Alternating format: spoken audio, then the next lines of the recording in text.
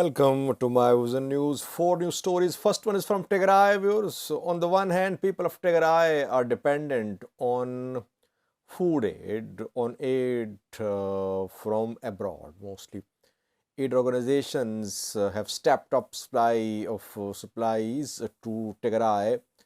And Tigray government says that the provided aid is not sufficient. But on the other hand, a Tigray government is trying to collect taxes from the people of Tigray, from Tigray farmers. Secondly, Borena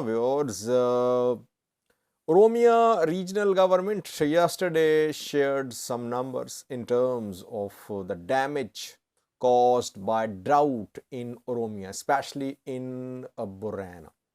Though, if you remember, I did several videos last year about this drought when it started.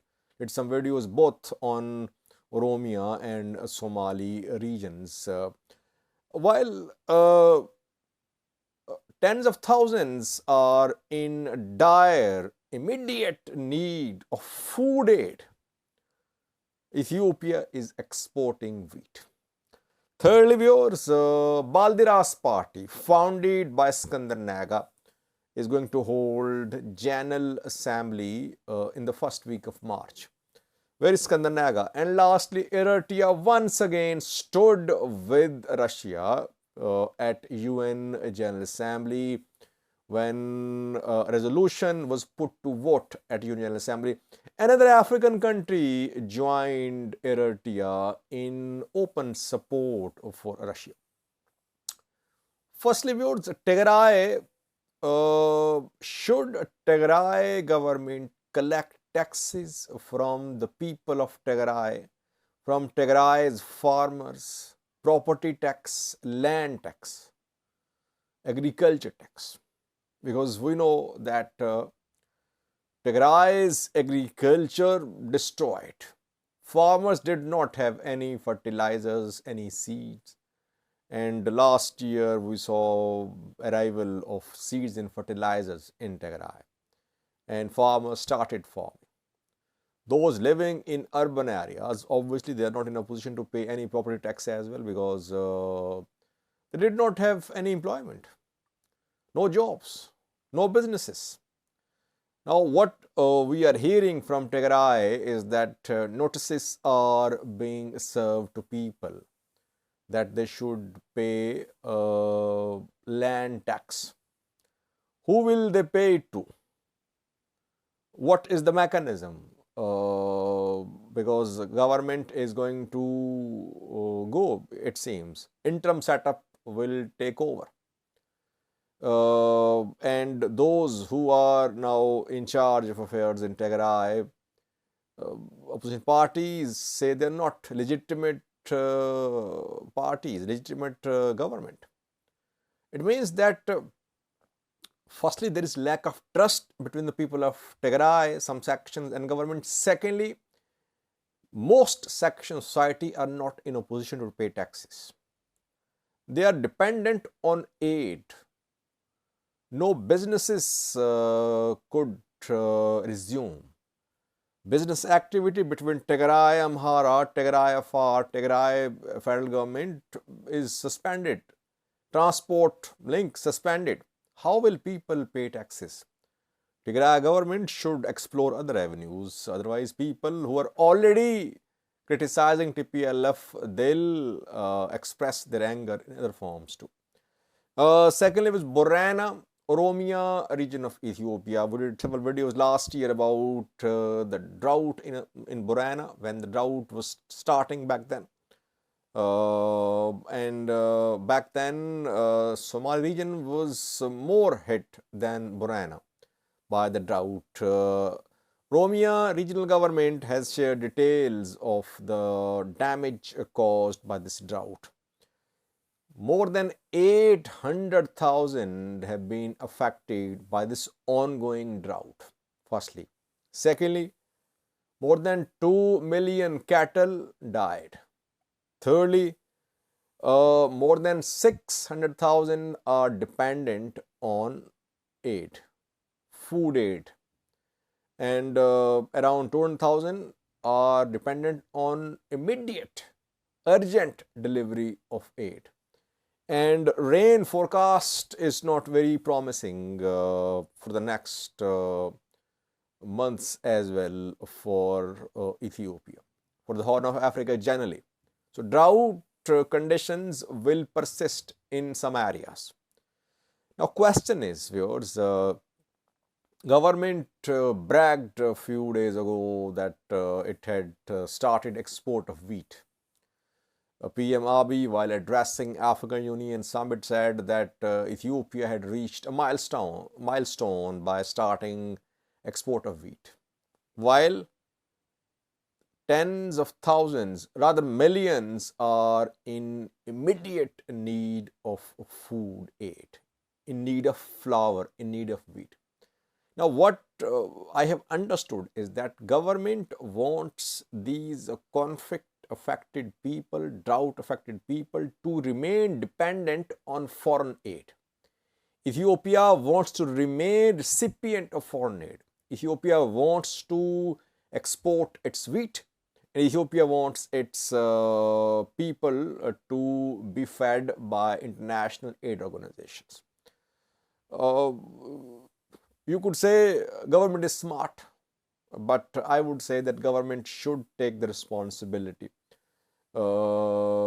This government is elected by Ethiopian people. Ethiopian people should be provided with food, jobs, etc. by the government.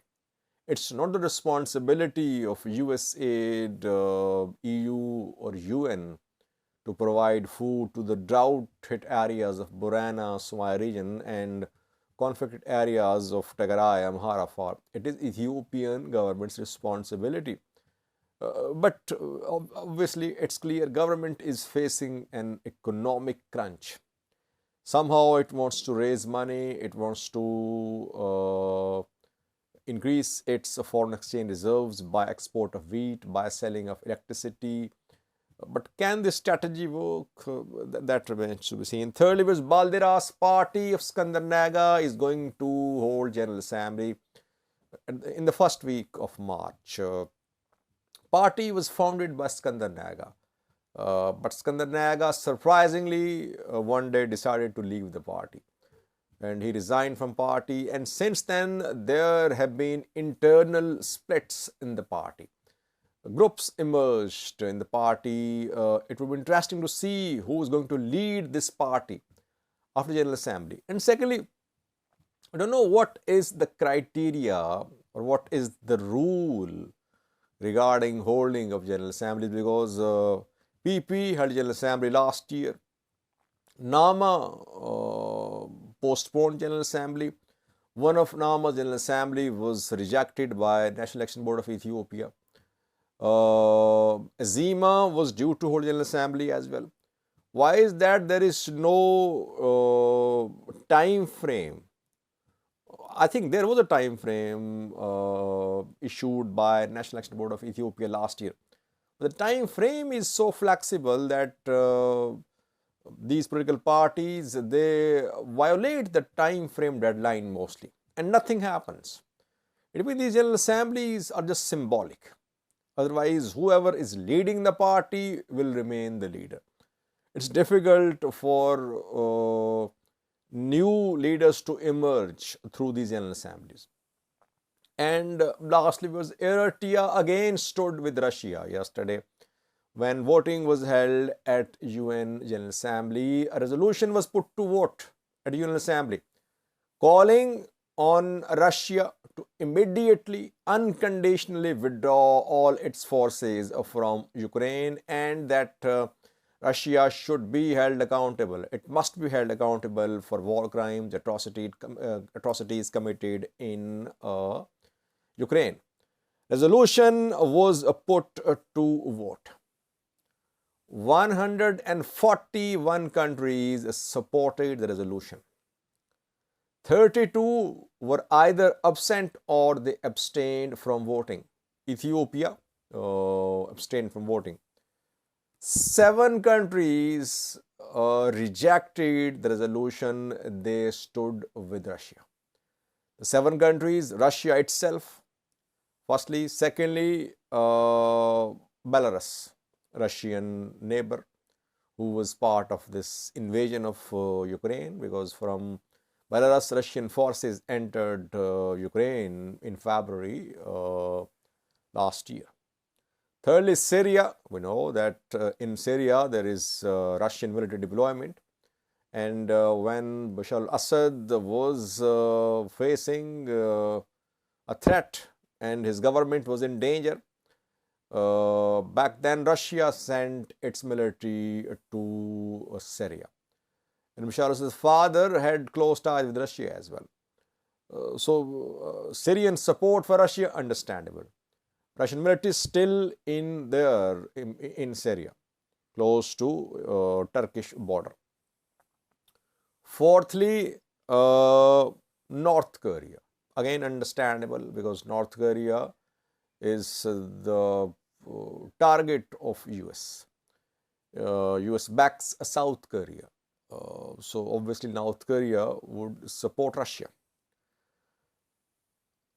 Mali, a new entry from Africa in support of Russia. We know that Mali is in the grip of a military coup. Military took power in Mali by force. And since then, military has been in power. I think it happened more than a year ago. Then Nicaragua, and lastly Eritrea. So Eritrea, all the resolutions tabled at UN Human Rights Council, at UN General Assembly, condemning Russian attack on Ukraine were opposed by Eritrea. Eritrea now has another ally from Africa, and that is Mali. Some African countries supported the resolution and some opposed it. Overall, Eritrea is going to play a key role in the Horn of Africa for the protection of Russian and Chinese interests. Though when Eritrea opposes US interests, automatically Russian and Chinese interests are protected, because we know that Sergei Lavrov, Russian foreign minister who visited Eritrea a few days ago, he arrived in Massawa. Russia is interested in using Massawa as a naval base. Russia wants a base in Sudan as well. China has invested heavily in Ethiopia, in Eritrea. So while Eritrea is complaining that US and Western countries have been interfering in the Horn of Africa, interference is there from the other side as well, Russian and Chinese. Though their way of interference is subtle, but if they have their presence here, military presence here, economic presence here, it means that they can have a say in important decision making. So far, Eritrea is very vocal in support of Russia and in its criticism of West, US. Thank you for watching.